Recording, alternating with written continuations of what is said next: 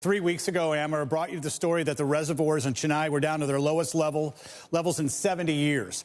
2 weeks ago, told you about Cyclone Vayu that possibly could make its way to the state of Gujarat, really sparking the beginning of the monsoon. This is the only shower they got. You can tell they're happy when umbrellas are not being used just to get a break. Then it was a week ago, the extreme heat, the pre-monsoon heat that was building, which is typical. And then yesterday, talked about how the water shortage is affecting more cities than we can count. This is a rickshaw, a guy trying to get as many water jugs as he can. Notice the colors of purple, northern India, Pakistan, all the way over to Saudi Arabia. The difference is the air there is dry and it's extremely humid in northern India and all of India. So it takes a while for the body to recuperate, if it can at all. No rainfall, really much to speak of. A passing shower in Rajasthan, a little bit of cloud cover in Chennai, off the state of Kerala where the monsoon typically begins.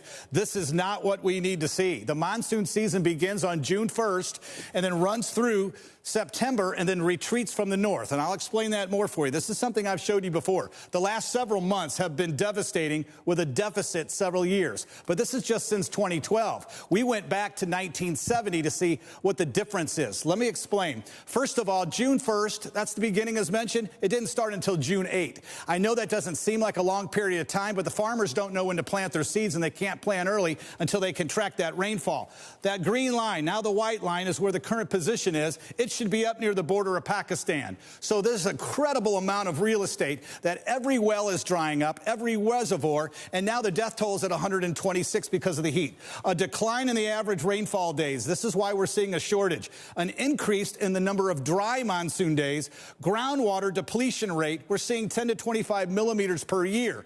To go further with this, and this is what's staggering, the crop season in summer and in winter has seen since 1970 an incredible drop in the amount of rain across the entire landmass. This is depleting the groundwater. We showed you a video a couple of weeks ago. People are digging down below the wells that are dry to try to find any water whatsoever. What could happen without improved water management? This is a government issue here.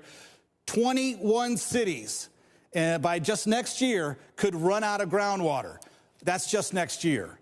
Now the projection in 10 more years. By the year 2030, 40% of all of India could have no water in their groundwater and no access to drinking water. We're hoping the monsoon rains kick in the next couple of days. And right now, India ranks 120th out of 122 for countries that are in current need of water and are in a water crisis. This is an unbelievable story that could get worse in the days ahead.